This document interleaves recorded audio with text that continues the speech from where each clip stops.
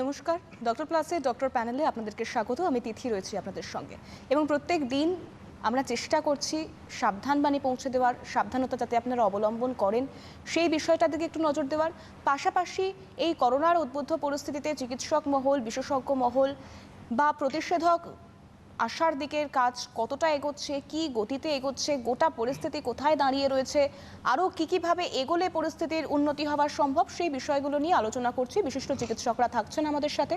আজও একজন বিশিষ্ট চিকিৎসক রয়েছেন, তার সঙ্গে অবশ্যই পরিচয় করাবো। তবে তার আগে এই মুহূর্তে আমরা ঠিক কোন পরিস্থিতিতে দাঁড়িয়ে রয়েছি সেই পরিসংখ্যানটা আপনাদের একবার জানিয়ে রাখার চেষ্টা করব। পরিসংখ্যান দেখে আমরা যেমন বলবো আতঙ্কিত হওয়ার কিছু নেই, ঠিক তেমন পরিসংখ্যান দেখিয়ে আমরা এটাও বলার চেষ্টা করব যে খুব আরামপ্রিয়ভাবে বা গা এলিয়ে কোনো রকম কোনো আমল না দিয়ে চলাফেরা করারও কিছু নেই, কারণ ন্যূনতম সাবধানতা, সতর্কতা আপনাকে আমাকে সকলকে অবলম্বন করতে হবে, আর এটাই একমাত্র পথ। সে জায়গায় দাঁড়িয়ে গোটা দেশের পরিসংখ্যানের দিকে যদি আমরা নজর রাখি তাহলে গত ২৪ ঘন্টাতে দেশে আক্রান্তের সংখ্যাটা ৪৮,০০০ ছাড়িয়েছে, ৭০০-র বেশি মানুষের মৃত্যু হয়েছে এবং গোটা দেশে এই মুহূর্তে করোনায় আক্রান্তের পরিসংখ্যান যেটা দাঁড়িয়েছে তা হলো ১৩,৮৫,৫২২ এবং গোটা দেশ জুড়ে করোনায় আক্রান্ত হয়ে মৃত্যু হয়েছে ৩২,০৬৩ জনের। এটা হলো দেশের পরিসংখ্যান। এবার যদি রাজ্যের পরিসংখ্যানের দিকে আসি তাহলে গতকাল বিকেলে রাজ্য সরকারের তরফ থেকে যে মেডিকেল বুলেটিন আমরা পেয়েছি সেই মেডিকেল বুলেটিন অনুযায়ী যেমনটা জানানো হয়েছে গত ২৪ ঘন্টাতে রাজ্যে আক্রান্ত হয়েছেন ২৪০৪ জন, আর এই ২৪০৪ জন যুক্ত করলে রাজ্যে এই মুহূর্তে করোনার আক্রান্তের সংখ্যাটা দাঁড়িয়ে রয়েছে ৫৬,৩৭৭-এ। পরিসংখ্যান একেবারেই যে আতঙ্কিত হওয়ার মতো নয় তেমনটা নয়, বা একেবারেই উদ্বেগ কমিয়ে দিচ্ছে তেমনটাও নয়। এবার আমরা কোন পরিস্থিতিতে দাঁড়িয়ে রয়েছি, কিভাবে আমাদের চলাফেরা করতে হবে সেদিকে আমরা প্রত্যেক দিন নজর রাখার চেষ্টা করছি। আজও নজর রাখবো। আজ আমার সঙ্গে রয়েছেন বিশিষ্ট চিকিৎসক doctor Abhijit Chowdhury, general surgeon, Kolkata medical college hospital. স্যারকে অনেক অনেক স্বাগত জানাবো স্যার। এবং সে জায়গায় দাঁড়িয়ে প্রথমেই যে বিষয়টায় আসতে চাইবো এবং প্রতিদিন আমরা যা দিয়ে শুরু করি যে পরিস্থিতি, পরিসংখ্যান যা বলছে, টেস্টের সংখ্যার প্রেক্ষিতে পরিসংখ্যান যা বলছে, তাতে আমরা ঠিক কোন পরিস্থিতির মধ্য দিয়ে যাচ্ছি বা কোথায় দাঁড়িয়ে রয়েছি, কি বলবেন গোটা বিষয়টায়? প্রথমে আমার দর্শক বন্ধুদের আমার নমস্কার, এবং সে একই কথা বারবার বলবো, দয়া করে গুজবে কান দেবেন না, গুজবটা ছড়াবেন না। আর চেষ্টা করবো বাংলায় আমি যতটা পারবো বোঝাবার, আপনাদের কাছে পৌঁছে যাওয়ার। দেখুন, পরিসংখ্যানবিদরা তার নজর রাখবে, কিন্তু আমরা যারা চিকিৎসক তাদেরকে চিকিৎসার দিকটাই বেশি নজর দিতে হবে, যদিও পরিসংখ্যানটা মাথায় থাকবে। তবে প্রশ্ন হচ্ছে পরিসংখ্যানটা দেখে এখন কি মনে হচ্ছে। দেখো, বাংলা একটা প্রবচন আছে, শাঁখের করাত এগুলোও কাটবে পিছলেও কাটবে। অর্থাৎ পরিসংখ্যান দেখে মনে হচ্ছে হু হু হু করে বেড়ে যাচ্ছে, কিন্তু আবার এই সঙ্গে আতঙ্কিত হওয়ার কোনো জায়গা নেই এবং হবেও না। তার কারণ হচ্ছে অনেক রুগী সুস্থ হয়ে বাড়িও ফিরে গেছে, তারা তাদের দৈনন্দিন জীবনে ফেরবার অপেক্ষায় রয়েছে, বাড়ি চলে গেছে। কাজে এটাও একটা স্বস্তির দিক। কিন্তু তাই বলে সব থেকে এই দুটো জায়গা থেকে একটা জিনিস উঠে আসছে, যে এই যে আমরা যে ধরনের সাবধানতা অবলম্বন করার জন্য যে বিধিনিষেধ আরোপ করা হয়েছে, তা থেকে এক চুল সরা যাবে না, সরা হবে না, বরং ওই বিধিনিষেধগুলো আরোপ করার জন্য আরো কঠিন হতে হবে। অর্থাৎ স্বস্তির নিঃশ্বাস কিন্তু ওখানে নেই। আমাদের নিয়মের বাতাবরণে চলতে হবে, যে গাইডলাইনগুলো দেওয়া আছে সেগুলো পুঙ্খানুপুঙ্খভাবে মানতে হবে, এটাই হচ্ছে কথা। একেবারে সে জায়গায় দাঁড়িয়ে আমরা আলোচনা এগিয়ে নিয়ে অবশ্যই যাব, তবে তার আগে আমার পর্দার ওপারে যে দর্শক বন্ধুরা আছেন তাদেরকে বলছি, সরাসরি কথা বলতে চাইলে, আপনার কোনো জিজ্ঞাসা থাকলে ডক্টর চৌধুরী আমাদের সঙ্গে রয়েছেন এবং গোটা টেলিভিশন স্ক্রিনের দেখুন ব্লু স্ট্রিপে নিচের দিকে ফোন নাম্বার যাচ্ছে, সরাসরি কথা বলবার জন্য আপনারা ফোন করতে পারেন। যদি কোনো সংশয় থাকে, সমস্যা থাকে বা নতুন কিছু জানবার থাকে তাহলে অবশ্যই ডক্টর চৌধুরী আপনাদেরকে সঠিক পরামর্শ দেবেন, এবং সেই কারণেই আমাদের এই আলোচনায় বসা, আমাদের আপনাদের সামনে আসা, যাতে আপনাদের পাশে আমরা থাকতে পারি। এবং সে জায়গায় দাঁড়িয়ে ডক্টর চৌধুরী একটা বিষয়ের দিকে নজর রাখতে চাইবো, যে কোভিড-19 শুরুতে যে উপসর্গ নিয়ে এসেছিল, যত দিন যাচ্ছে সেটার উপসর্গ বদলাচ্ছে, সেটার ধরন বদলাচ্ছে, চরিত্র বদলাচ্ছে। এখন যেমন কোনো চরিত্র বা কোনো উপসর্গের মাপকাঠি নেই। একসময় আমরা জ্বর সর্দি কাশি দিয়ে বোঝার চেষ্টা করতাম যে কোভিড-19 সংক্রমিত হচ্ছে কিনা, এখন আবার কোথাও ঘ্রাণের সমস্যা বা অন্য কোনো সমস্যা। এই জায়গায় দাঁড়িয়ে আপনারা কিভাবে রেকটিফাই করছেন যে সেই রোগী কোভিড-19 এ সংক্রমিত হতে পারেন বা সাসপেক্ট করছেন কিভাবে? খুব ভালো বিষয় ধরেছ। দেখো, প্রথমে বল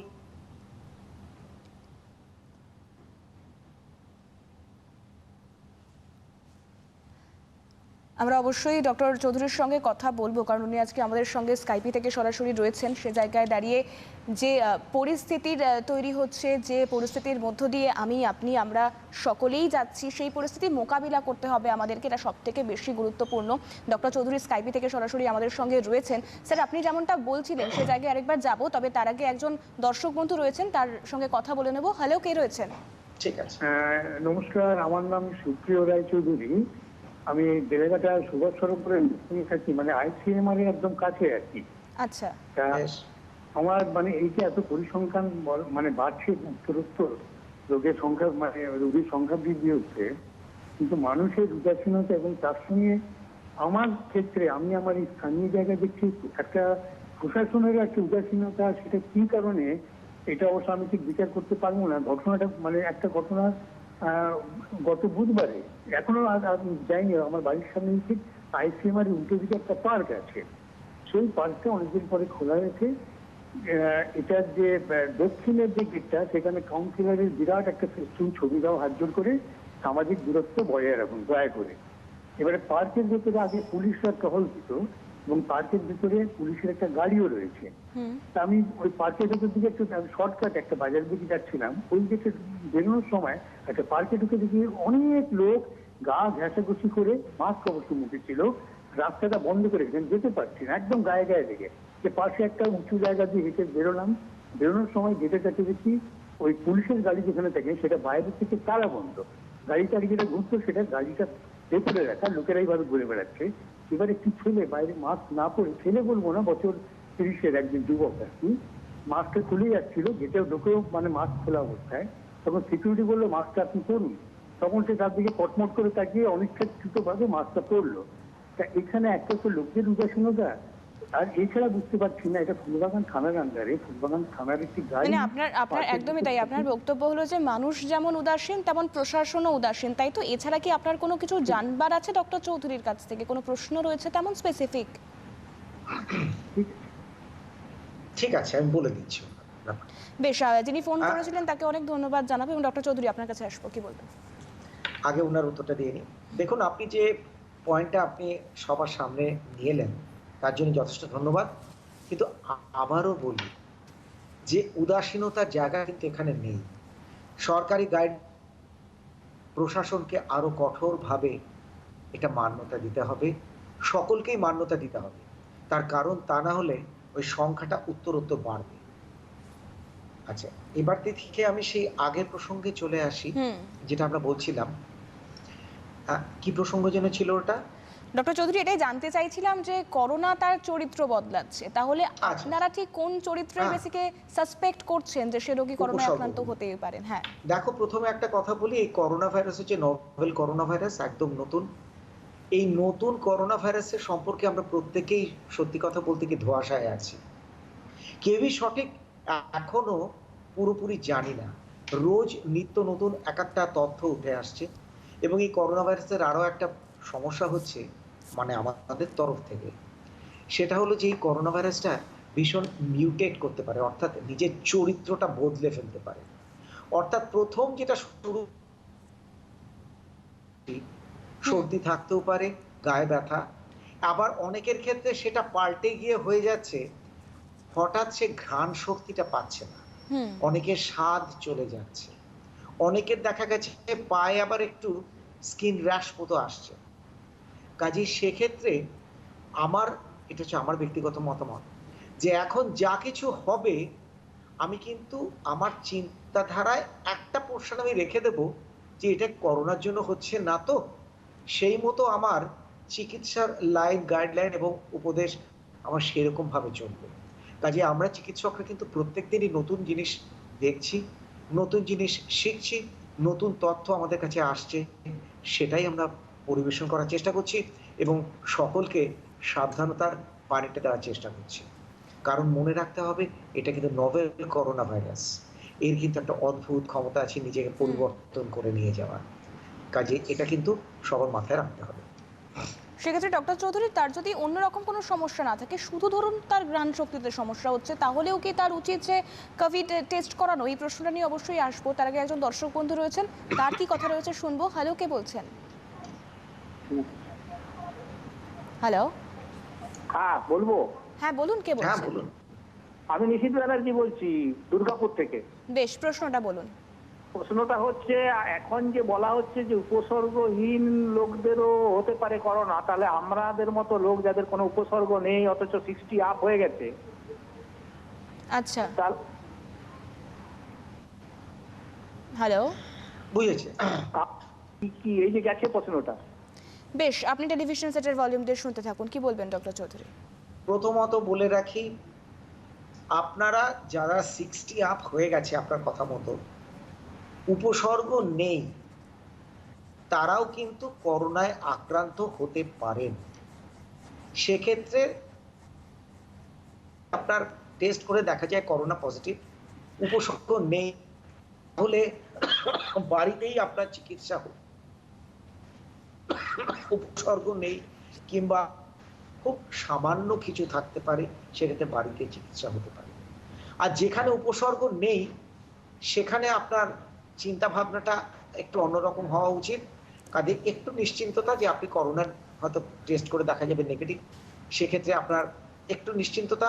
কিন্তু আপনার ঘাড়ে কিন্তু দায়বদ্ধতার চাপটা আরো বাড়লো, কারণ আপনাকে ওই বিধিগুলো মেনে চলতে হবে, যাতে করে আপনি করোনার নেগেটিভই থাকতে পারেন, কোনো উপসর্গ যেন না আসতে পারে। সেক্ষেত্রে ডক্টর চৌধুরী, যে বিষয়টার দিকে আমি নজর রাখতে চাইছিলাম, যে অনেকেই বলছেন যে তাদের শুধুমাত্র অন্য কোনো সমস্যা নেই, শুধুমাত্র তাদের ঘ্রাণ শক্তিটা ক্রমশ কমে যাচ্ছে বা গন্ধ পেতে সমস্যা হচ্ছে, সেই জায়গায় দাঁড়িয়ে শুধুমাত্র সেটা হলেও কি তিনি কোভিড সাসপেক্টেড হতে পারেন? অবশ্যই এটা নিয়ে আসবো। আবারও হতে একজন পারে। কলার রয়েছেন, কথা হ্যাঁ, বলবো। হতে পারে। হ্যালো, কে রয়েছেন? হ্যালো, হ্যাঁ, কে বলছেন? আমি কন্যগর থেকে মোহনলাল মুখার্জি বলছি। বেশ, বলুন। হ্যাঁ, বলছি যে আমি ডাক্তারবাবুকে একটাই প্রশ্ন করব, যে ডাক্তারবাবু নমস্কার, আপনাকে একটাই প্রশ্ন নমস্কার। করব, যে বাজার থেকে সবজিগুলো কিনে নিয়ে সে পটাশিয়াম পারম্যাঙ্গানেট জলে ধুয়ে নিই, তো এটা কি ঠিক আছে নাকি আরো অন্য কিছু করতে হবে আমাকে? বেশ দাদা, আপনি আপনি টেলিভিশন সেটের ভলিউম দিয়ে শুনতে থাকুন। বলুন ডক্টর চৌধুরী। আপনি বাজার থেকে সবজিগুলো নিয়ে এসে পটাশিয়াম পারম্যাঙ্গানেটে ধুয়ে রাখছেন, এটা অত্যন্ত সঠিক পদক্ষেপ। কিন্তু মনে রাখবেন, দয়া করে গরম জল দিয়ে ধোবেন না, আর গরম জলের মধ্যে পটাশিয়াম পারম্যাঙ্গানেট দিয়ে ধোবেন না, তাহলে বহু সবজি আপনার ওই গরম জলের কাছে এসে নষ্ট হয়ে যাওয়ার সম্ভাবনা থাকে। তবে ঠান্ডা জলে পটাশিয়াম পারম্যাঙ্গানেট দিয়ে সবজিগুলো ধুচ্ছেন, ঠিক পদক্ষেপ। বেশ, আশা করি যিনি ফোন করেছিলেন তিনি তার প্রশ্নের উত্তরটা পেয়ে গিয়েছেন, এবং আমরা আবারও আলোচনায় ফিরবো। আপনাদের ফোন আচ্ছা। অবশ্যই নেব, কারণ আপনাদের ফোনটাই আমরা বেশি মাত্রায় নিতে চাইবো, কারণ আপনাদের যদি কোনো সমস্যা থাকে, সংশয় থাকে, সেটা কাটিয়ে দেওয়াই আমাদের কাজ। আমরা মাধ্যম হিসেবে কাজ করছি, সেখানে চিকিৎসক রয়েছেন, তিনি সঠিক পরামর্শ দেবেন এবং সেই পরামর্শ মেনে আপনি চললে আপনার অনেকটাই সুবিধে হবে। ডক্টর চৌধুরী, পরবর্তী ফোন আসার আগে যে বিষয়টাই আমরা আলোচনার দিকে যাবো, যে ভ্যাকসিন আসার আলো দেখাচ্ছে, সিরাম অক্সফোর্ড বিশ্ববিদ্যালয় তারা আশার আলো দেখাচ্ছে, তারা বলছে যে ডিসেম্বর নাগাদ ভ্যাকসিন চলে আসতে পারে, বেশ কয়েক কোটি ডোজ অর্ডার দেওয়া যেতে পারে, এবং সে জায়গায় দাঁড়িয়ে এই ভ্যাকসিন কতটা সম্ভাবনাময়, আসলে কবে আসবে, কিভাবে আসবে, আমাদের হাত অবধি আসতে মানে কতটা সময় লাগবে, এই ভ্যাকসিন বিষয়ক আলোচনায় আমরা থাকতে চাইবো ডক্টর চৌধুরী। তবে তার আগে একজন দর্শক বন্ধু রয়েছেন, তার সঙ্গে কথা বলবো। হ্যালো, কে বলছেন? হ্যালো, হ্যাঁ, কে বলছেন? হ্যাঁ আমি দীপঙ্কর বলছিলাম এই থেকে। বেশ, ডক্টর চৌধুরীর কাছে আমার প্রশ্নটা হলো, অ্যাকচুয়ালি আমার একজন পরিচিত, আমি আজকে লক্ষ্য করলাম যে ওনার চোখটা লাল হয়ে গেছে আর সর্দিটা বসে গেছে, কাশি হচ্ছে হালকা। তো কোভিড টেস্ট কি ওনার করানোর দরকার আছে? জ্বর একদমই নেই। বেশ, ওনার বয়স কত? ওনার বয়স 60 অ্যাবভ। আচ্ছা, বেশ, ওনার কি আনুষঙ্গিক অন্য কোনো রোগ রয়েছেন, মানে আর কোনো ক্রনিক রোগে উনি অন্য আর কোনো কিছু মানে সমস্যা ওনার হচ্ছে না? বেশ, আপনি টেলিভিশন সেটের ভলিউম দিয়ে শুনতে থাকুন। ডক্টর চৌধুরী, আপনার ওনার কথা প্রশ্ন শুনে আপনার কথা শুনে এবং উপসর্গ শুনে মনে হচ্ছে এই ভদ্রলোকের করোনা সংক্রমণ হয়নি। ওনার সাধারণ এই সর্দি কাশি জ্বর, যেটা মৌসুমী রোগ আমরা যেটা বলি, এটাই হয়েছে। সর্দি বসে গেছে, তার জন্য চিকিৎসাটা করতে হবে। কাজে আমার উপদেশ হচ্ছে, ওনার যে গৃহ চিকিৎসক আছে তার পরামর্শ যেন উনি নিশ্চয় নেন, তাহলেই আশা করি ভালো হয়ে যাবে। ডক্টর চৌধুরী, ভ্যাকসিনের আলোচনায় আসতে চাইবো, কি বলবেন ভ্যাকসিন নিয়ে? ভ্যাকসিন নিয়ে আজ অনেক দিন অনেক কথা শুনছি, কিন্তু আমার যেটুকু সীমিত জ্ঞান কিংবা যতটুকু পড়াশোনা করেছি, তাতে কিন্তু মনে হয় না ভ্যাকসিনটা এত তাড়াতাড়ি বেরোনোর সম্ভাবনা আছে। এটা হচ্ছে আমার ব্যক্তিগত মত। বের করতে 4টে স্টেজ পেরিয়ে যেতে হয়। বেশ ডক্টর এই চৌধুরী, এই ভ্যাকসিন চারটে স্টেজের আলোচনা অবশ্যই আমরা শুনবো কি কি স্টেজ রয়েছে, কারণ আমাদেরও জানার ইচ্ছেটা রয়েছে, দর্শক বন্ধুদের জানার ইচ্ছে রয়েছে। তার আগে একজন দর্শক বন্ধু রয়েছেন ফোনে, আমরা কথা বলে নেব। হ্যালো, কে বলছেন? আমি নদিয়া শান্তিপুর থেকে বলছি। বেশ, বলুন। বলছি আমি টিভিতে দেখছি, টিভিতে একটু কথা বলতে চাই, কারণ হচ্ছে আমার বয়স 60, আমার মানে শ্বাসকষ্ট প্রচন্ড হারে, আমি অ্যাপোলো চেন্নাই অ্যাপোলোতে চিকিৎসাধীন এবং আমার ডায়াবেটিস আছে। তা আমি কিভাবে চলবো, কিভাবে খাবো, এবং এই যে করোনা আছে, ধরুন আমার মতো আমি একদম মানে সেফটি আছি, কিন্তু আমার বাড়ির ফ্যামিলির লোক হচ্ছে 4 জন, 4 বেডে থাকি আমরা। বেশ, কিন্তু রান্নাতে একজনই করে, পায়খানাতে একজনই করছি, একই বাথরুমে পায়খানা করছি।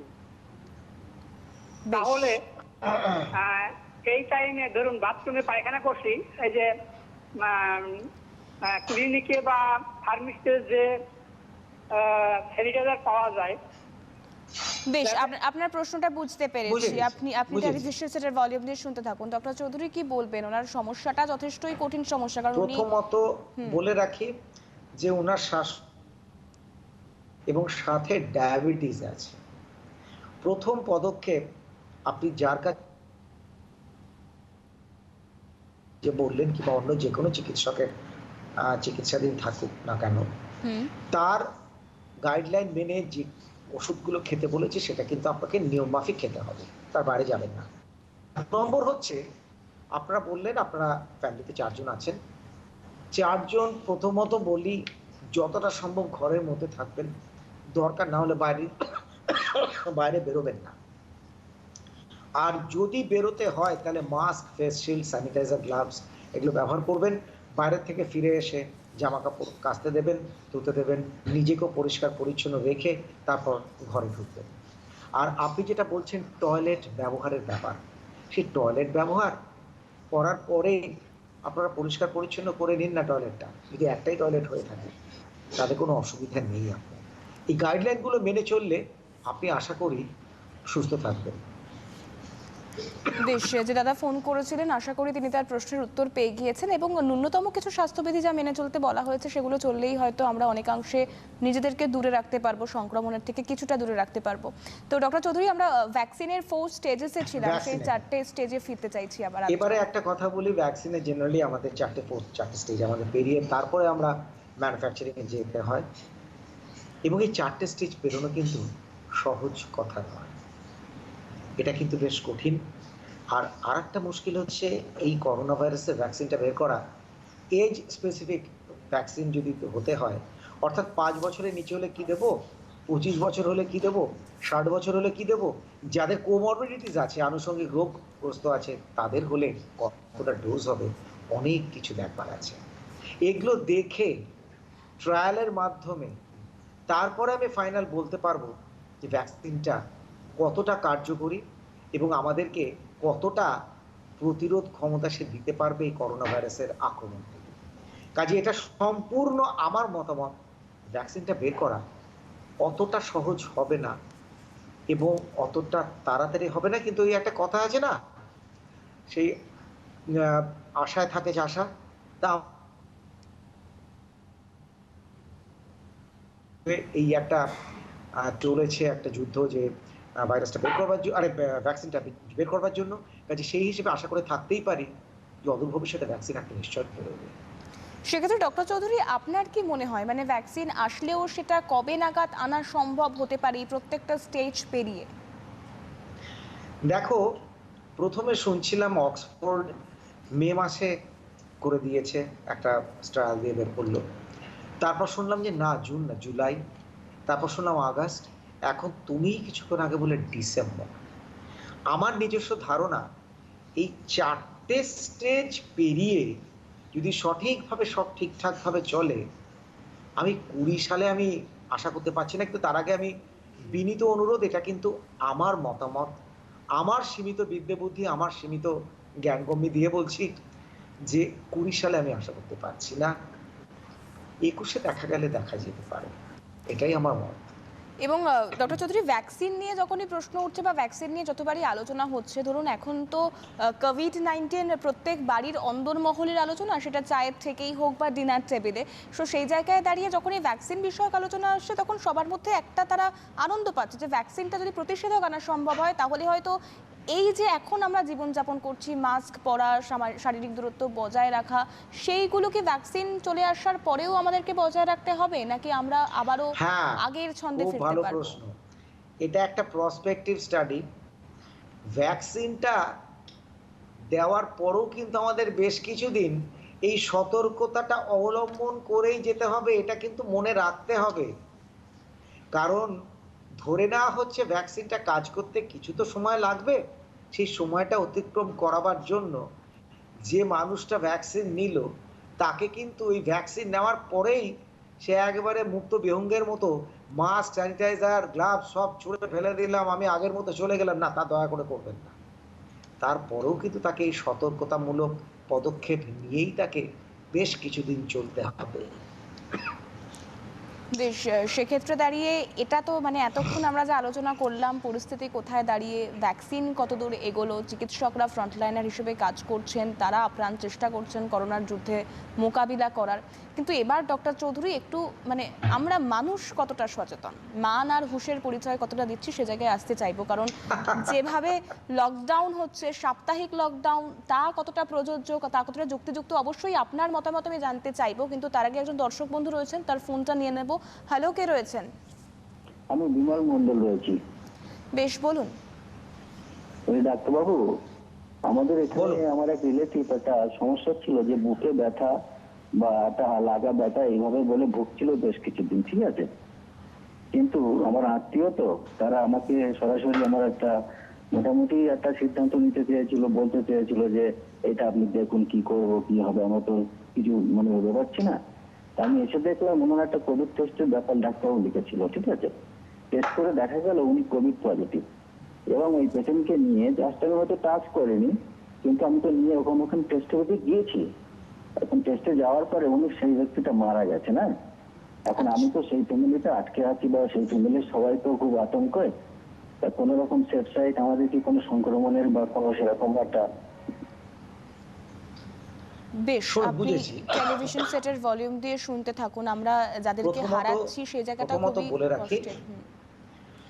আপনার সে আত্মীয়ের মৃত্যুটা নিশ্চয় একটা বেদনাদায়ক ঘটনা, তার জন্য আমি আন্তরিক দুঃখিত। আপনাকেও আমি সমবেদনা জানাচ্ছি, কারণ যে কোনো মৃত্যু যেভাবেই হোক না কেন সেটা দুঃখজনক। এবং বিশেষ করে এই কোভিডে আক্রান্ত হয়ে যদি এখন এই সময় কারো মৃত্যু হয়ে থাকে, সেটা তো আরো দুঃখজনক। কিন্তু তা হলেও জীবন তো থেমে থাকে না, চলে, আপনাকেও চল। দেখুন, প্রথমে সেচ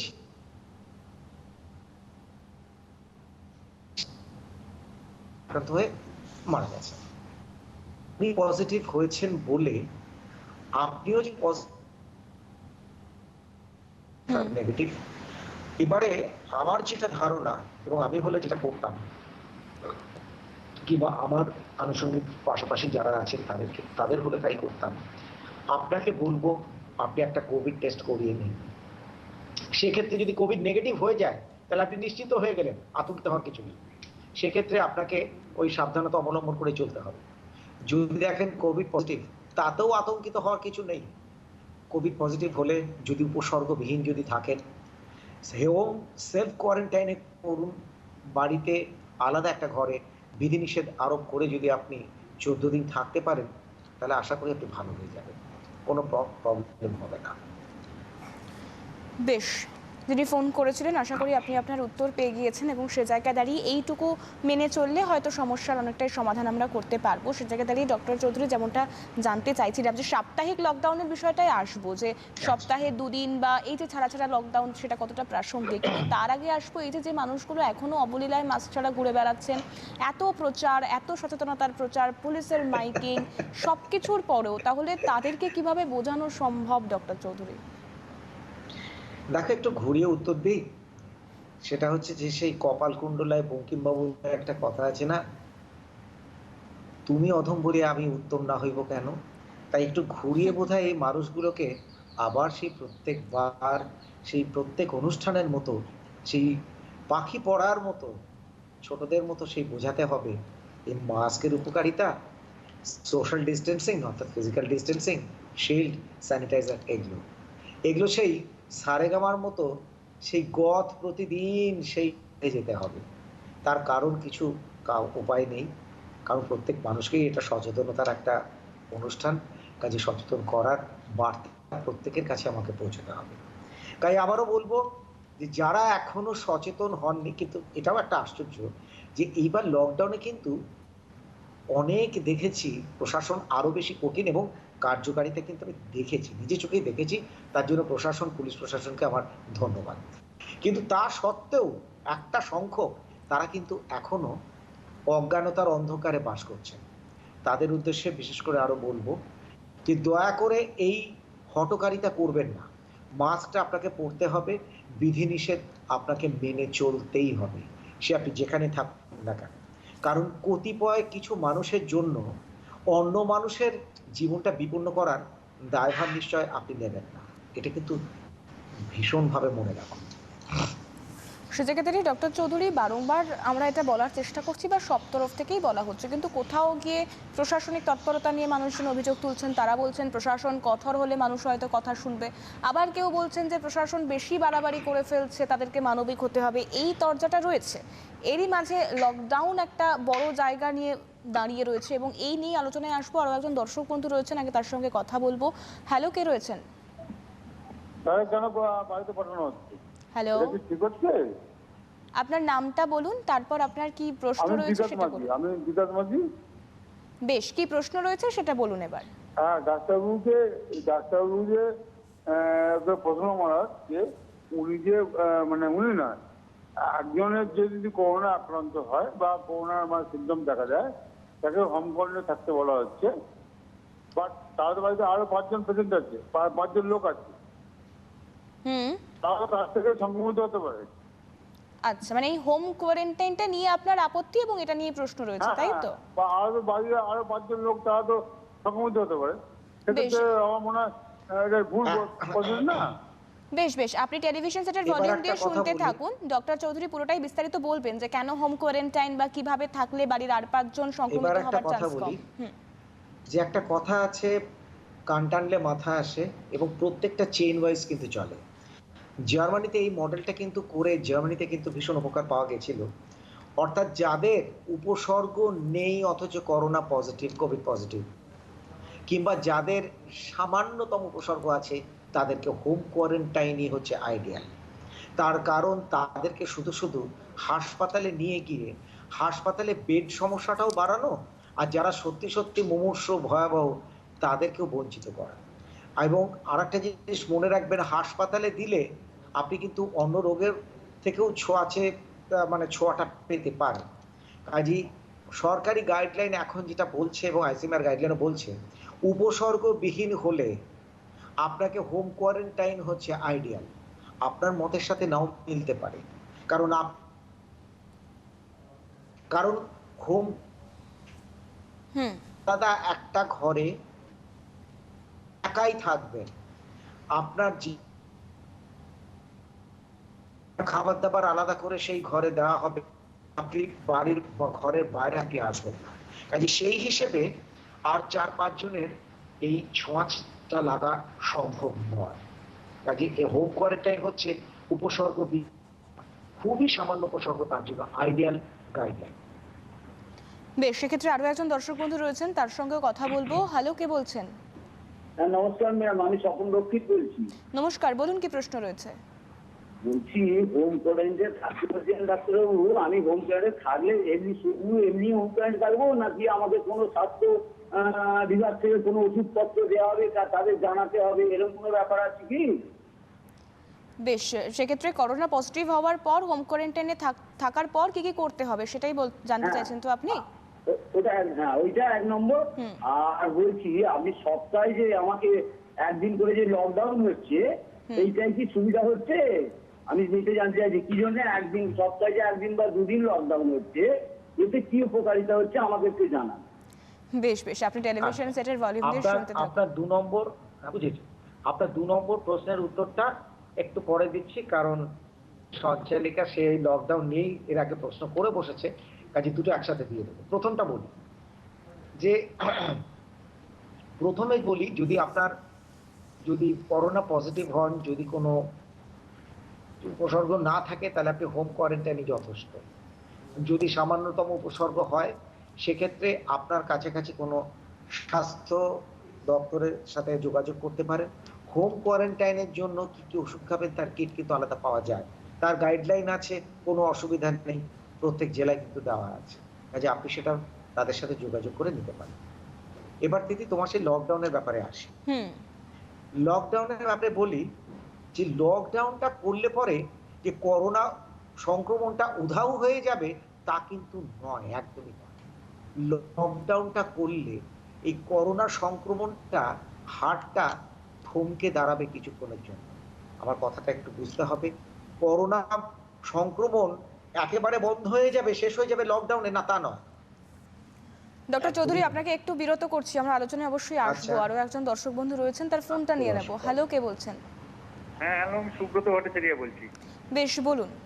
সল্টলেক থেকে বলছি। যে আমি স্যারকে জিজ্ঞাসা করতে চাইছি যে স্যার, যে আমরা এই যে আজকে কাগজে দেখলাম যে স্যানিটাইজার বেশি ইউজ করা যাবে না, তাহলে কিভাবে আমরা হাত পরিষ্কার করব? বেশি ইউজ করলে নাকি আমাদের শরীরে অনেক ক্ষতি হতে পারে, তাহলে আমরা কি ধরনের স্যানিটাইজ ইউজ করব এবং কি স্যানিটাইজ ইউজ করলে আমাদের এই ক্ষতিগুলো হবে না, এইটা আমি স্যারের কাছে জানতে চাইছি। বেশ, আপনি টেলিভিশন সেটের ভলিউম ভালো দিয়ে শুনতে প্রশ্ন। থাকুন। সল্টলেক থেকে সুব্রত ফোন করেছে, আমার মনে হচ্ছে আমি যে সুব্রতকে চিনি সে বোধহয় সেই সুব্রত। যাই হোক, ভালো লাগলো। সুব্রত ভাই, তোমাকে একটা কথা বলি, কাগজে অনেক কিছু লিখে থাকে, কিন্তু বেসিক স্টাডি আইসিএমআর গাইডলাইন সেইটা বলছে 70% অ্যালকোহল যুক্ত যে স্যানিটাইজারগুলো বাজারে ব্যবহৃত হচ্ছে, সেই স্যানিটাইজারটাই ব্যবহার করতে হবে। এবং কোথায়, আমি বাড়ির বাইরে গেলাম, কাজের জায়গায় গেলাম, আধ ঘন্টা অন্তর অন্তর আমাকে স্যানিটাইজারটা ব্যবহার করতে হবে। কিন্তু আমি আজকে ধরো লকডাউন, আজকে আমি সারাদিন বাড়িতে আছি, আমার তো স্যানিটাইজার ব্যবহার করার দরকার নেই, কারণ আমার বাড়ির কেউ কোনো সদস্য কিংবা আমি তো বাড়ির বাইরে বেরোচ্ছি না, সেখানে স্যানিটাইজার ব্যবহার করার প্রশ্নটা আসে না। কিন্তু আবারও বলছি, নিশ্চিন্তে 70% অ্যালকোহল যুক্ত যে স্যানিটাইজারগুলো আছে একটু দেখে নিতে হয়, সেই স্যানিটাইজারগুলো ব্যবহার করলে নিশ্চয় তার সুরক্ষা সম্পর্কে আমি সুনিশ্চিত হতে পারি। আর একটা জিনিস বলবো, অনেকে দেখেছি যে এই অ্যালকোহলও যাদের অ্যালার্জি আছে তাদের কথা আলাদা, সেক্ষেত্রে আমি সাবান কিংবা যদি স্পিরিটের যদি আছে সেইগুলো দিয়ে আমি হাতটা পরিষ্কার করে নিলেও আমি নিতে পারি। যদি কোনো অসুবিধে না থাকে তাহলে আমি 70% যুক্ত অ্যালকোহল দিয়েই আমি স্যানিটাইজ করব। বেশ, আশা করি যিনি ফোন করেছিলেন তিনি তার প্রশ্নের উত্তর পেয়ে গিয়েছেন, এবং এর পাশাপাশি যদি আরও কারোর এই বিষয়ক প্রশ্ন থাকে, একসাথেই অনেকগুলো উত্তর পাওয়া হয়ে গেল। এবং সেক্ষেত্রে ডক্টর চৌধুরী, আবারও আমি লকডাউন বিষয়ক আলোচনাতেই ফিরতে চাইবো, যেখানে ছিলাম। একটা কথা বলি, লকডাউন মানে কিন্তু করোনার আক্রমণটা বন্ধ হয়ে গেল, এটা একদমই ভাববেন না। বরং লকডাউনটা দুটো জিনিস করে, এক, করোনা সংক্রমণটা কিছুটা থমকে দেয়, আর এই লকডাউনে সময়টাকে তৈরি করে নেওয়া যে ভবিষ্যৎ পন্থাটা আমি কিভাবে যাব। এই লকডাউনটা কথা কিন্তু সেই জন্যই, যদিও আমরা গত 3 মাসের লকডাউনে দেখেছি কি চিত্র, সেটা আমার থেকে আপনারা বেশি ভালো জানেন কি হয়েছে। এবার যে লকডাউনটা হচ্ছে, এই লকডাউনটা কিন্তু অনেক বেশি সক্রিয়, অনেক বেশি কার্যকর দেখতে পাচ্ছি। এবার এই লকডাউনটা কি জন্য, কি করে লকডাউন হয়, আমার ইচ্ছে মতো কি আমি তুলতে পারবো? যাই হোক, সেটা তো প্রশাসনের ব্যাপার, কিন্তু এপিডেমিওলজিক্যাল স্কেল অনুযায়ী বলতে পারি আর্নট স্কেল বলে একটা স্কেল আছে, এই আর্নল্ড স্কেলটা যদি 1.5-এর নিচে যদি নামে, তাহলেই আমি কিন্তু লকডাউনটা তুলতে পারবো। সেটা এপিডেমিওলজিস্টদের কাজ, সেটা প্রশাসনের কাজ, তারা মাপবে আর্নল্ড স্কেলটার এখন কি অবস্থা সেই অনুযায়ী। এবার বলি, সপ্তাহে 2 দিন লকডাউন হচ্ছে। এই সপ্তাহে 2 দিন লকডাউন হলে হ্যাঁ কিছুটা উপকারিতা পাওয়া যাবে, যে আরেকটু রোগটাকে, সংক্রমণটাকে থমকে দেওয়া হবে, আমি সময়টা পাবো এবং হাসপাতাল এবং চিকিৎসা কর্মী, প্রশাসন সবাই সময়টা পাবে কি করে পরের পদক্ষেপটা নেওয়া যাবে। আর ভবিষ্যতে এই লকডাউনটা কিন্তু নিশ্চয় জরুরি, তা না হলে কিন্তু এই সংক্রমণটাকে রোখা খুব মুশকিল হয়ে যাবে। পাশাপাশি ডক্টর চৌধুরী, এ তো গেল মানে বিভিন্ন বিষয় আলোচনার খাতিরে উঠে আসে এবং বিভিন্ন ঘটনা আমাদেরকে আলোচনা করতে বাধ্য করায়। এটা আমি, আপনি, আমরা সকলে নিশ্চয়ই একমত হব যে এক একটা ঘটনা আমাদেরকে আলোচনার প্রেক্ষিতে নিয়ে আসতে বাধ্য করায়। সে জায়গায় দাঁড়িয়ে গত 2-1 দিনের যা সিনারিও, যা পরিস্থিতি ডক্টর চৌধুরী, তাতে আমরা মানুষ তার হুঁশ হারাচ্ছি, আরও অনেক বেশি অমানবিক হয়ে পড়ছি এবং করোনা আক্রান্তরা যেন অচ্ছুত, ঠিক এরকম একটা মনোভাবে আমরা কিছুটা হলেও বহু অংশের মানুষ যারা এই মনোভাবটা নিয়েই তারা দিন যাপন করছেন, সেই জায়গায় দাঁড়িয়ে এই পরিস্থিতিটা ফেরাতে কতটা সম্ভবপর বা কিভাবে সম্ভব সেই আলোচনায় আসবো। একজন দর্শক বন্ধু রয়েছেন, আগে কথা বলবো তার সঙ্গে। হ্যালো, কে বলছেন? হ্যালো, হ্যাঁ, কে বলছেন? হ্যাঁ আমি রাজেশ দাস বলছি।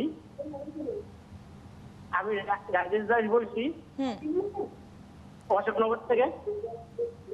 বেশ, আপনার টেলিভিশন সেটের ভলিউমটা মিউট করে আপনি ফোনে কথা বলুন আমাদের সঙ্গে।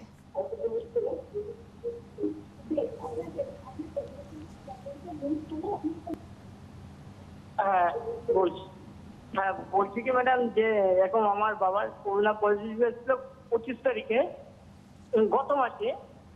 আসার পরে হচ্ছে ওনাকে সেখান থেকে নিয়ে গেছিল আইডিতে, সেখান থেকে ট্রান্সফার, মানে উনি এখন ভালো আছে, উনি বাড়িতে এসছে।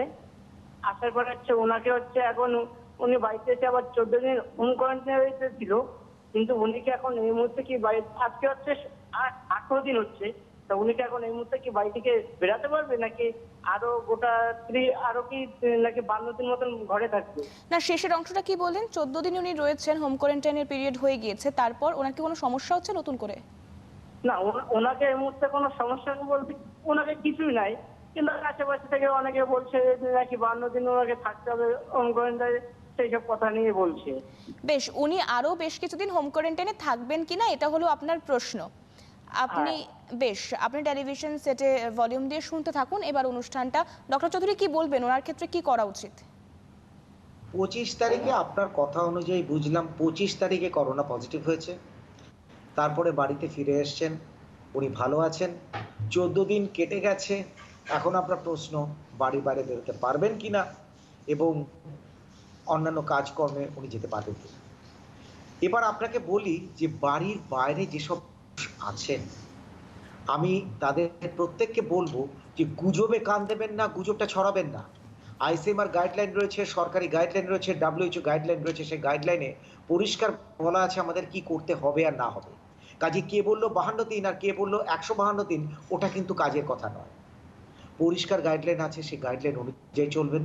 আপনাকে আমার একটাই বলার, যদি আপনার বাবার আর কোনো অন্য শারীরিক সমস্যা যদি না থাকে, তাহলে উনি বাইরে বেরোতে পারেন, অন্যান্য কাজে যোগ দিতে পারেন, কিন্তু যে যে বিধিনিষেধগুলো দেওয়া আছে সেই বিধিনিষেধগুলো পুরোপুরি মেনে তবেই উনি বেরোবেন। ওনার এখন কিছু নেই বললে উনি মাস্ক ছাড়া বেরিয়ে যাবেন, তা যেন না হয়। মাস্ক, ফেস শিল্ড, স্যানিটাইজার, দরকার হলে গ্লাভস, সাবান, জামা কাপড় ঠিক মতো ধোয়া, ঠিক মতো চলা, এগুলো মেনে নিয়ে তাকে কিন্তু বেরোতে হবে, কাজ করতে হবে। কাজে অন্য লোক কি বললো সেটা কিন্তু গাইডলাইনের মধ্যে পড়ে না। বেশ, আরো একজন দর্শক বন্ধু রয়েছেন, তার সঙ্গে কথা বলবো। হ্যালো, কে বলছেন? হ্যালো, হ্যাঁ, কে বলছেন? হ্যাঁ আমি কসবা নিউ মার্কেট থেকে রুম্পা দাস বলছি। খুব ভালো কথা, কিন্তু টেলিভিশন সেটের ভলিউমটা মিউট করে ফোনে কথা বলুন প্লিজ।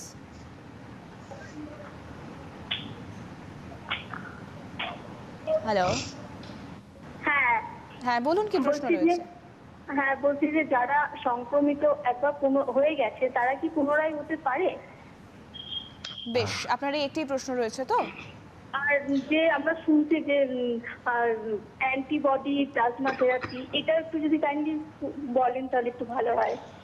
বেশ খুব বেশ, মানে আপনি খুব টেলিভিশন, দামি প্রশ্ন করেছেন। একদমই তাই, আপনি টেলিভিশন সেটের ভলিউম দিয়ে এবার অনুষ্ঠানটা শুনতে পারেন। ডক্টর চৌধুরী বলুন, কি বলবেন?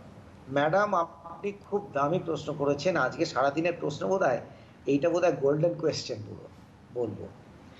সত্যি কথা বলতে কি, আমরা প্রত্যেকেই একটা ধোঁয়াশার মধ্যে রয়েছি এই করোনা ভাইরাস নিয়ে। নিত্য নতুন তথ্য আমাদের কাছে আসছে।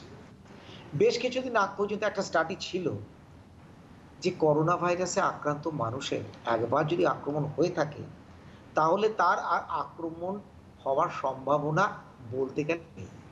যেমন চিকেন পক্স একবার কারো হলে পরে সারা জীবনে তার যেমন আর হয় না, কিন্তু তার আবার কিছু এক্সেপশন আছে, বহু মানুষের দেখা গেছে দ্বিতীয়বারও হয়েছে। তেমনি ইদানিং একটা খবর পাওয়া যাচ্ছে এবং কয়েকজন রোগী, বিশেষ করে উত্তরবঙ্গে জলপাইগুড়িতে দেখা গেছে একটা স্টাডিতে যে 2-1 জন মানুষের কিন্তু দ্বিতীয়বার করোনা সংক্রমণ হয়েছে, যেটা কিন্তু আমাদের চিকিৎসক স্বাস্থ্যকর্মীদের কপালে কিন্তু ভাঁজ ফেলেছে। আবার নতুন করে কিন্তু স্টাডি হচ্ছে।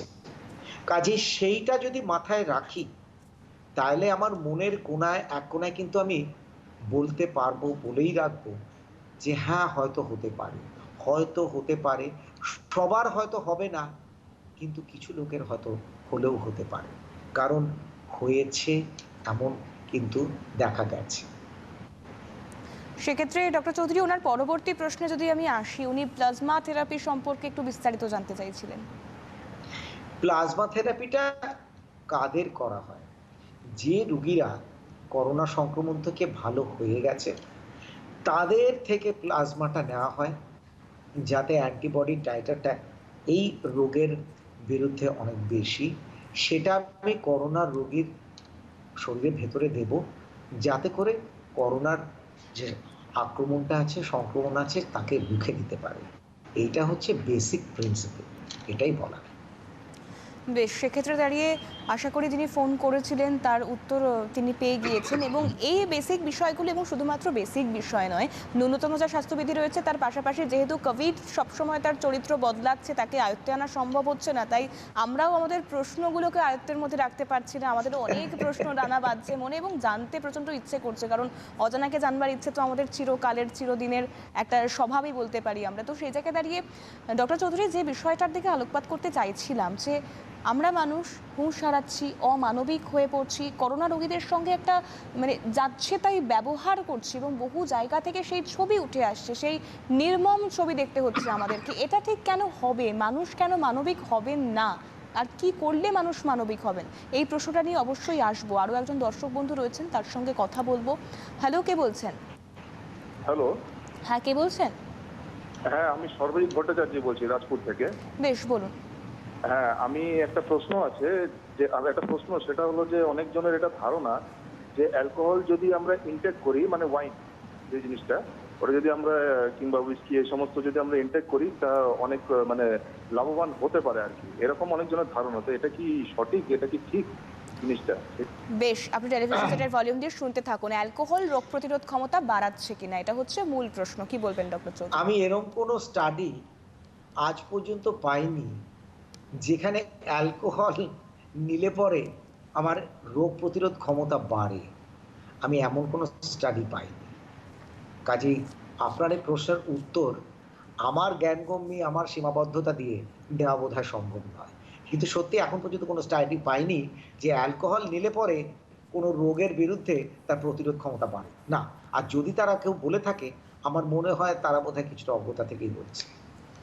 বেশ, সেক্ষেত্রে ডক্টর চৌধুরী, যে আলোচনায় আসতে চাইছিলাম, যে মানবিকতার অভাব দেখা দিচ্ছে, এই জায়গাটা নিয়ে কি বলবেন? দেখো, কিছুক্ষণ আগেই আমি নিজে Rotary member, Rotary club of Belvedere গার্ডেন্সের একটা ছোট্ট অ্যাওয়ারনেস প্রোগ্রাম হয়েছিল। তাতে এই সিম্প্যাথি, মানবিকতা, এগুলো নিয়েই বক্তব্য আমি রেখে এসেছি। আবার সে একই কথা বলবো। বেশ ডক্টর চৌধুরী, আসবো আলোচনায়, একটু বিরত করছি। আরো একজন কলার রয়েছেন, ফোনটা নিয়ে নেব। হ্যালো, কে বলছেন? হ্যালো, হ্যাঁ, কে বলছেন? হ্যাঁ, আমি বলছি। বেশ, আমার ছেলে আইটি হোম মানে এখন বাড়িতে কাজ করছে। আইটি কার্ড বাড়ি থেকে করছে, সমানেই কম্পিউটারে কাজ করে, কিন্তু আজ 7 দিন ধরে কন্টিনিউয়াস ওর মাথার যন্ত্রণাটা কিছুতেই কমছে না। এটা কি কোনোভাবে কোভিডের কোনো সিমটমস হতে পারে? বেশ, আপনি টেলিভিশন সেটের ভলিউমটি অবশ্যই শুনবেন, তবে তার আগে যে প্রশ্নটা আপনাকে করবো যে আপনি কি কোনো চিকিৎসকের পরামর্শ ইতিমধ্যে নিয়েছেন নাকি নেওয়া না হয়নি? না না না না, কোনো কোভিড কোনো সিমটমস নেই, শুধুমাত্র মাথার যন্ত্রণা। বেশ, আপনি টেলিভিশন সেটের ভলিউম দিয়ে শুনতে থাকুন। কি বলবেন ডক্টর চৌধুরী? ম্যাডাম, আপনি প্রথমত বললেন যে আপনার ছেলে আইটি সেক্টরে কাজ করে, work from home, study from আর ওয়ার্ক ফ্রম হোম। সেক্ষেত্রে কম্পিউটারে কনস্ট্যান্ট কাজ করতে হচ্ছে, কাজের চাপ আছে। সেক্ষেত্রে কিন্তু একটা সিনড্রোম আছে, কম্পিউটার সিনড্রোম বলে আজকাল বলা হয়। চেয়ারে কিভাবে বসছে তার জন্য শীত দ্বারা মাথায় অসহ্য যন্ত্রণা হয়। যেহেতু work from home, IT sector, মানসিক চাপ অস্বাভাবিক। সেক্ষেত্রে আপনি প্রশ্ন করুন ছেলেকে তার কি চাপ আছে। কাজের চাপ তো আছে, সে সঙ্গে আরো আনুষঙ্গিক মানসিক চাপ আছে, বললাম না, সেগুলো একটু ছেলের সাথে আলোচনা করে নিন। এবং তারপরও 3 নম্বর বলবো চিকিৎসকের পরামর্শটা নিন। 4 নম্বর বলবো ছেলের চোখটা একটু দেখিয়ে নিন, একটু বোধহয় চেক আপের দরকার আছে। এখনো আমার মনে হচ্ছে না এটা করোনা সংক্রমণ। ম্যাডাম, আমি আজও এখনো বলছি, আপনাকে আশ্বস্ত করার চেষ্টা করছি, এটা কিন্তু করোনা সংক্রমণ মনে হচ্ছে না। আপনার উত্তরটা আপনার প্রশ্নের মধ্যেই রয়ে গেছে। আইটি সেক্টর কাজ করছে, অনেকে কিন্তু এই জিনিসটা দেখতে পায় যারা আইটি সেক্টর কাজ করে। কাজে এই পদক্ষেপগুলো নিন, আশা করি আপনার ছেলে ভালো হয়ে যাবে। বেশ, আরো একজন কলার রয়েছেন, কথা বলবো। হ্যালো, কে রয়েছেন? হ্যালো, হ্যাঁ, কে বলছেন? আচ্ছা, আমি সত্যগোপাল দে কসবা থেকে বলছি। বেশ, প্রথমত আমি আপনাদের চ্যানেল কর্তৃপক্ষকে ধন্যবাদ জানাচ্ছি এরকম একটা প্রোগ্রাম করতে, এবং যে ডাক্তারবাবু কথা বলছেন ডক্টর চৌধুরী, সো এমপ্যাথেটিক। যে এমপ্যাথি থেকেও বড় জিনিস হচ্ছে এমপ্যাথি, সমানুভূতি। অর্থাৎ ওনার আর্টিকুলেশন, ওনার বলা হচ্ছে মানুষকে মন ছুঁয়ে যাচ্ছে। সুতরাং ডাক্তারবাবুকে অনেক অনেক শ্রদ্ধা। নমস্কার। ফোন করেছি আমার ব্রাদার ইন ল, হিমসেলফ একজন কোয়ালিফাইড হোমিওপ্যাথ। তার কোভিড পজিটিভ হয়েছে এবং ওর পজিটিভ 2টো স্যাম্পল নেওয়া হয়েছিল থ্রোট অ্যান্ড নোজ থেকে। তো নোজটাই পজিটিভ হয়েছে যতটুকু বুঝেছি আমি, এবং পাইকপাড়া থেকে হোম কোয়ারেন্টাইনে আছে। ডাক্তার যেসব ওষুধগুলো দেওয়ার, বোধহয় অ্যাজিথ্রোমাইসিন, তারপরে এই হাইড্রোক্লোরোকুইন, এগুলো চলছে। অ্যাসিম্পটোমেটিক না হলেও অল্প বিস্তর কাশি আছে ওদের। হ্যাঁ, জ্বরটা কিন্তু 7 দিন ধরে পারসিস্ট হচ্ছে এখন। আর ওদের কিন্তু হোম কোয়ারেন্টাইনে এলেও দেখুন, সকলের তো অ্যাটাচড বাথ থাকে না, বা অ্যাটাচড বাথ না থাকলে হয়তো বাথরুমটা বাইরে, সেপারেট বাথরুম থাকলেও বাথরুমটা হয়তো ঘরের মধ্যেই একটু বাইরে। এই জায়গাটায় নিয়ম হওয়া উচিত। আর এই যে মাইল্ড সিমটমস গুলো রয়েছে, যে পারসিস্ট করছে ফিভার, পারসিস্ট করছে কাশিটা, এইগুলো তাহলে কি করণীয় যদি ডাক্তারবাবু বলেন। আর এইরকম একজন ডাক্তারবাবুর ফোন নাম্বারটা যদি পাই, তো ওনাকে তো অনলাইন কনসালটেশন উনি করতে পারেন। এই ডাক্তারবাবুকে ভালো হয়েছে। বেশ, আপনি টেলিভিশন সেটের ভলিউম দিয়ে শুনতে থাকুন। প্রথমত বলি যে আপনার যে ব্রাদার ইন ল, উনি হোমিওপ্যাথ ডাক্তার হলেও ওনাকে আমার সশ্রদ্ধ প্রণাম, প্রীতি ও শুভেচ্ছা। কারণ হোমিওপ্যাথ হলো একজন চিকিৎসক। তো আমার সেই চিকিৎসক বন্ধু, উনি যদিও উনার প্যাথির যে প্রিন্সিপাল তার সাথে আমার না মিললেও উনি চিকিৎসক নিশ্চয়। তা উনি আজকে কোভিড পজিটিভ, উনি মাইল্ড সিমটমস নিয়ে ভুগছেন। আশা করি উনার যে জ্বরটা আছে 7 দিনে যাচ্ছে না, আরো দিন 3 থাকতে পারে, তারপর ওগুলো সমস্ত চলে যাবে। ওষুধ যেগুলো দেওয়া আছে হোম কোয়ারেন্টাইনের জন্য, সেগুলো নিয়ম মাফিক চলতে হবে, একটু ধৈর্য ধরতে হবে। কারো অনেকে 7 দিনে চলে যায়, কারো 8 দিনে যায়, কারো 10 দিনে যায়। এগুলো যার যার ফিজিক্যাল কনস্টিটিউশনের উপর, কনস্টিটিউয়েন্টসের উপরে নির্ভর করে, তার জন্য চিন্তার কোনো কারণ নেই। সেকেন্ড পার্ট, বাথরুম হয়তো একটা, টয়লেট হয়তো একটা, সেক্ষেত্রে আপনাদের ওই ডাক্তারবাবু উনাকে যেতে হয়, বাড়ির অন্য কাউকে যেতে হয়। সেক্ষেত্রে আমি বলবো ডাক্তারবাবু চলে যাওয়ার পরে ওই টয়লেটটা একটু স্যানিটাইজ করে নিন, একটু কষ্ট করে পরিষ্কার করে নিন, তারপরে সবাই ব্যবহার করুন। যতটা সম্ভব সাবধানতা অবলম্বন করুন। তাহলেই ভালো থাকবেন। আশা করি আর সবাই আপনি ভালো থাকবেন। আর 3 নম্বর বলবো, বাড়িতে কারো হলে পরে তার প্রতি অ্যাপ্যাথি দেখাবেন না, দয়া করে সিম্প্যাথি দেখান। কে বলতে পারে যে আজকে উনার হয়েছে, পরের দিন আপনার হবে না। কাজেই দয়া করে সিম্প্যাথেটিক হবেন, একটু সিম্প্যাথি দিয়ে দেখবার চেষ্টা করুন, নিশ্চয় সবাই ভালো থাকবেন। আর 4 নম্বর বলবো, এই চ্যানেলে আমার নম্বরটা দেওয়াটা ঠিক হবে না, অন্য কোনোভাবে দেখা হলে নিশ্চয় দেখা যাবে। এবং পাশাপাশি ডক্টর চৌধুরী, যে বিষয়টা আপনি শেষ করলেন বা যে বিষয়টা নিয়ে আমি বেশ কিছুক্ষণ আগে প্রশ্ন করেছিলাম, যে সহানুভূতির অভাব দেখা দিচ্ছে, আমরা সংবেদনশীলতাকে প্রায় শিখে তুলে দিয়েছি, মানে স্বাস্থ্যবিধিও যেমন শিখে উঠে যাচ্ছে, সংবেদনশীলতাও শিখে উঠে যাচ্ছে, কি বলবেন এই বিষয়টা? দেখো, একটা কথা বলি, একটু সময় শেষ হয়ে আসছে, তাই ছোট্ট করেই বলবো। একদম। আজীবনকাল একটা মানুষের প্রবণতা হচ্ছে নিজেদেরকে একটু জাহির করা। সে জাহির করতে গিয়ে হয়তো শিক্ষা, হয়তো অনেক কিছু ডিগ্রি, সার্টিফিকেট, অনেক কিছু জোগাড় করে ফেলেছে। শিক্ষা মানে আমি 10টা 20টা ইউনিভার্সিটি সার্টিফিকেট জোগাড় করলাম, তার মানে একটা বিরাট কেউকেটা হয়ে গেলাম, তা কিন্তু নয়। এই শিক্ষার সাথে কিছু দীক্ষার দরকার। দীক্ষা মানে সেই বিশেষ শিক্ষাটা, যার মধ্যে সংবেদনশীলতা থাকবে, যার মধ্যে ইংরেজির পরিভাষায় যাকে বলে সিম্প্যাথি থাকবে, এমপ্যাথি থাকবে। এইগুলো নিয়েই কিন্তু মানুষের সংজ্ঞাটা, ওই শিক্ষিত মানুষের সংজ্ঞাটা কিন্তু আসে। বেশ ডক্টর চৌধুরী, একজন কলার রয়েছেন, আমি ফোনটা একটু নিয়ে নেব, সময় যেহেতু প্রায় শেষের দিকে। হ্যালো, কে বলছেন? বলো। হ্যালো, হ্যাঁ, কে বলছেন? হ্যাঁ, আমি তিক্তা সরকার বলছি, আমি শিলিগুড়ি থেকে বলছি। বেশ, কি আমাদের পাশে একজনের হয়েছে, তো ওরা 4 তলাতে থাকে। আচ্ছা। হ্যাঁ, আর আমরা থাকি নিচতলাতে, মাঝখানে ডিফারেন্স হচ্ছে তো 6-7 ফিট। তো আমাদের করিডোরের কোনো পাল্লা নেই, ওই শুধু গ্রিল দেওয়া, পাল্লা নেই।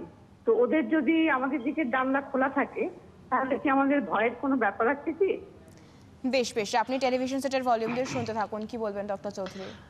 নমস্কার দিদি, আপনাকে একটা জিনিস আশ্বস্ত করতে পারি, এতে আপনার কোনো ভয় নেই।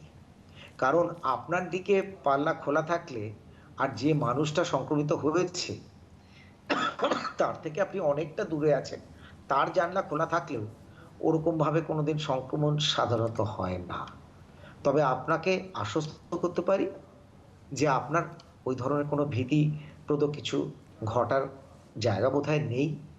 কিন্তু আপনাকে বলবো, সাবধানতা অবলম্বন সব দিক দিয়ে করবেন, তাতেই আপনি সুস্থ থাকবেন। সেক্ষেত্রে যিনি ফোন করেছিলেন তাকে অনেক ধন্যবাদ জানাবো। তার পাশাপাশি ডক্টর চৌধুরীকে বলবো, খুব সংক্ষেপে জানতে চাই, মানে এতক্ষণ আমরা অনেক কথা শুনলাম, অনেক বিষয় নিয়ে ফোন পেলাম, তারা অনেক প্রশ্ন করলেন, কিন্তু সর্বোপরি আমাদের কিভাবে চলতে হবে সেই জায়গাটাও কিন্তু একটা বড় প্রশ্ন। আশা করি আপনার পুরো অনুষ্ঠানটার মধ্যে দিয়ে সেটা সকলেই বুঝতে পেরেছেন। সে জায়গায় দাঁড়িয়ে অনেক ধন্যবাদ আপনাকেও জানাবো ডক্টর চৌধুরী, আমাদের সঙ্গে থাকার জন্য। আমাদের সঙ্গে ছিলেন general surgeon, Calcutta medical college hospital, doctor Abhijit Chowdhury. Sir, আপনাকে অনেক অনেক ধন্যবাদ। পাশাপাশি আপনাদেরকে ধন্যবাদ জানাবো আমাদের সঙ্গে থাকার জন্য। ডক্টর প্যানেল এখন এ পর্যন্তই। ততক্ষণ সবাই সুস্থ থাকবেন, ভালো থাকবেন, সাবধানে থাকবেন। নমস্কার।